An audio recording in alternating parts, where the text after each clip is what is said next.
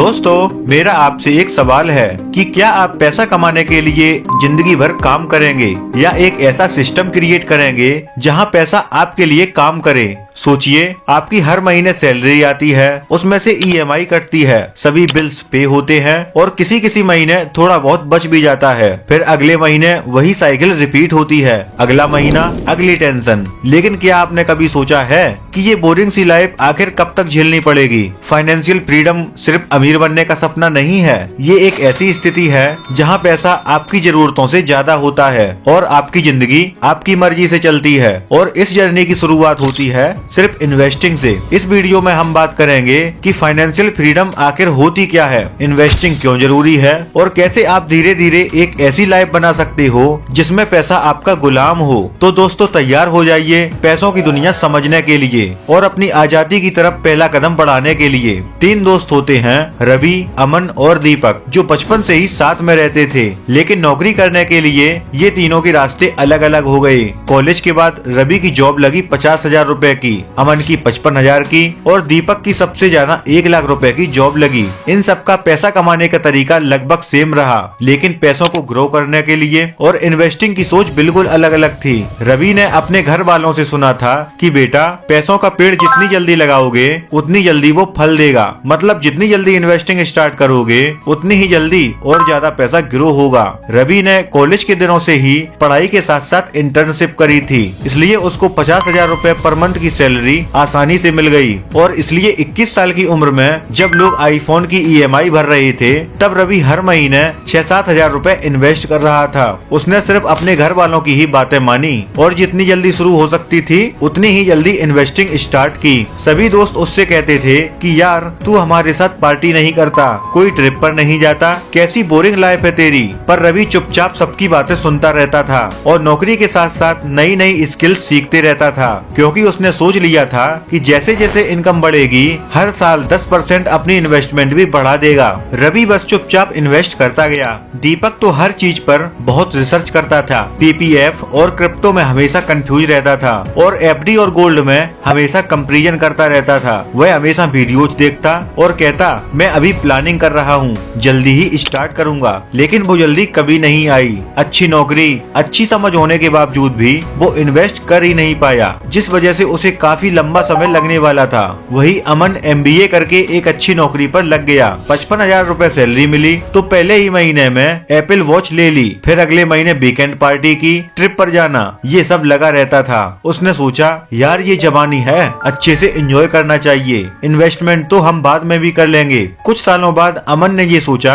कि अब ये जॉब चेंज करनी पड़ेगी, क्योंकि यहाँ ज्यादा हाइक नहीं मिलने वाली। तो अब 28 साल की उम्र में उसने मुंबई में एक जॉब पकड़ी, जहाँ उसे 60,000 रूपए पर मंथ की सैलरी मिलने लगी। फिर उसने सोचा कि सैलरी तो बढ़ ही गई है, क्यों ना एक कार ले ली जाए। तो ठीक 1 महीने बाद वो शोरूम पहुंचा, जहां उसे पसंद आई 11 लाख की रेनॉल्ट ट्रस्टर। पर 11 लाख की तो सेविंग्स ही नहीं थी, इसलिए उसने 3 लाख रुपए का डाउन पेमेंट किया और बाकी बचे 8 लाख की ईएमआई बनवा ली। अब यहाँ आप क्लियरली देख सकते हो कि 8% के हिसाब से अगले 4 सालों के लिए लगभग 20,000 रूपए पर मंथ की ईएमआई देनी पड़ेगी। अब क्योंकि 60,000 रूपए की सैलरी थी तो 20,000 रूपए ईएमआई में जा भी रहे थे, तो क्या हुआ। पर धीरे धीरे उसे समझ आया कि गाड़ी का महीने का खर्चा 20,000 नहीं, बल्कि मेंटेनेंस, पेट्रोल, टैक्सेस सब मिलाकर 25,000 तो हो ही जाता है। इसके बाद उसने आईफोन लिया और फिर एक लैपटॉप, वे दोनों भी ईएमआई पे। यानी 28 साल की उम्र में अमन के पास कोई पैसा सेव नहीं हो पा रहा था।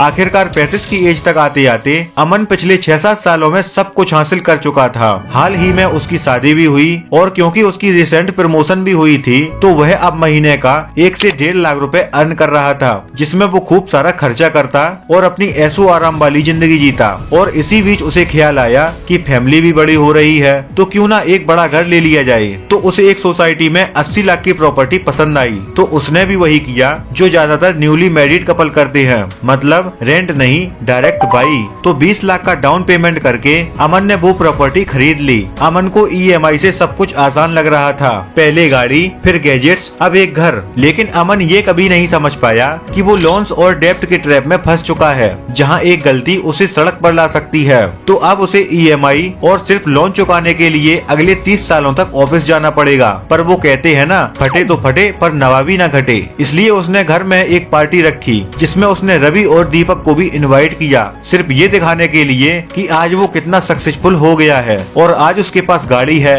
बंगला है, दुनिया के सारे ऐशो आराम है। अब 10-12 सालों बाद तीनों दोस्त मिले। दोनों ने अमन को कांग्रेचुलेट किया और पार्टी खत्म होने के बाद तीनों दोस्त फिर से बैठे और अमन एक एक करके अपनी सारी चीजें गिनाने लगा। और इसी बीच रवि ने उससे पूछ लिया कि इन्वेस्ट कितना किया और रिटायरमेंट का क्या प्लान है। तो अमन ने बताया कि मैंने इन्वेस्ट कुछ नहीं किया, मैंने तो बस लाइफ के मजे किए और आगे भी यही करूंगा। अब रिटायरमेंट का क्या, वो तो 60 की उम्र में देखा जाएगा।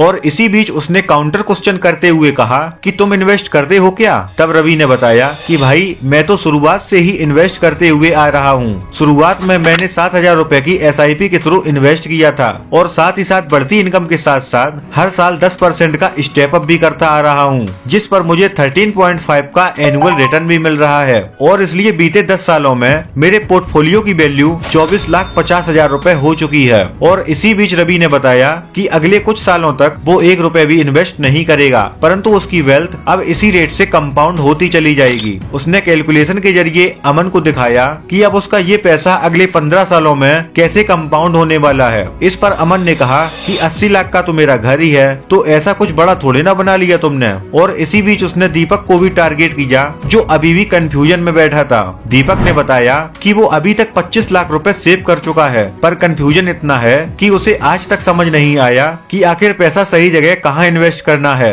दीपक ने बताया कि वो हमेशा से ही क्रिप्टो, स्टॉक्स और म्यूचुअल फंड के बीच कंफ्यूज रहता है, इसलिए उसने सारा पैसा बैंक में ही सेव किया हुआ है। इस पर सबसे पहले रवि ने अमन का जवाब दिया कि भाई तेरा घर 80 लाख का है, पर उसके लिए तुझे हर महीने 60-65 हजार की 15-20 सालों तक EMI भरनी पड़ेगी। बट वही मैं इस चीज से हमेशा फ्री रहूंगा और अगर मैं चाहूँ तो 45 साल की उम्र तक रिटायर भी हो सकता हूँ। और हर महीने अगर मैं 50,000 विड्रॉ भी करूंगा तो भी अगले 30 सालों तक मेरा ये पैसा कभी खत्म नहीं होगा। और इसी के साथ दीपक को भी समझाया कि भाई तुमने इतना सारा पैसा बैंक में डाला हुआ है, परंतु उसकी वैल्यू टाइम के साथ साथ घटती जा रही है, क्योंकि इंडिया में इन्फ्लेशन 6 से 7% तक बढ़ती जा रही है। पर वहीं बैंक इंटरेस्ट के रूप में सिर्फ 2 से 3% का ही रिटर्न देता है, इसलिए इतना पैसा बैंक में रखना गलत है। इससे बढ़िया है आप अपने पैसों को स्टॉक्स, म्यूचुअल फंड या इंडेक्स फंड में इन्वेस्ट करो, तो तुम्हारी वेल्थ आज करोड़ों की हो चुकी होती। जैसे रवि ने दीपक को समझाया कि अभी भी तुम चाहो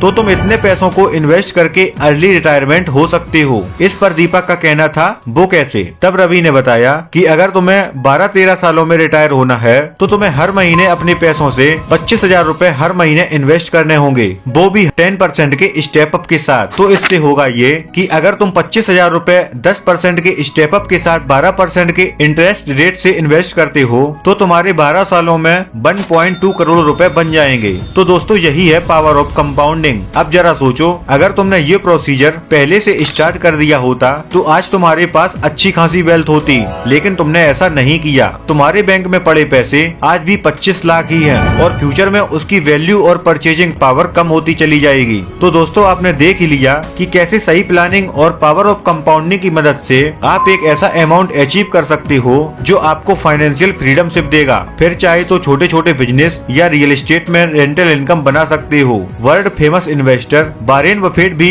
मात्र 11 सालों से कंपाउंडिंग का यूज करते आ रहे हैं, जिसने उन्हें आज इतना रिच बनाया है। इसलिए वो हमेशा कहते हैं ट्रेडिंग और गेट रिच क्विक स्कीम में ना फंसो, लॉन्ग टर्म इन्वेस्टमेंट और मार्केट ग्रोथ पर भरोसा रखो। अपना पैसा हो सके तो इंडेक्स फंड में इन्वेस्ट करो, ताकि आपको लाइफ में अपने बच्चों पर डिपेंड होने की जरूरत ना पड़े और आप अपने लिए और अपने बच्चों के लिए सफिशिएंट वेल्थ बना पाओ। तो दोस्तों आज के वीडियो में बस इतना ही। आशा करते हैं आपको वीडियो पसंद आई होगी, तो जल्दी से वीडियो को लाइक और चैनल को भी सब्सक्राइब कर देना। मिलते हैं दोस्तों नेक्स्ट वीडियो में, तब तक के लिए जय हिंद, जय भारत।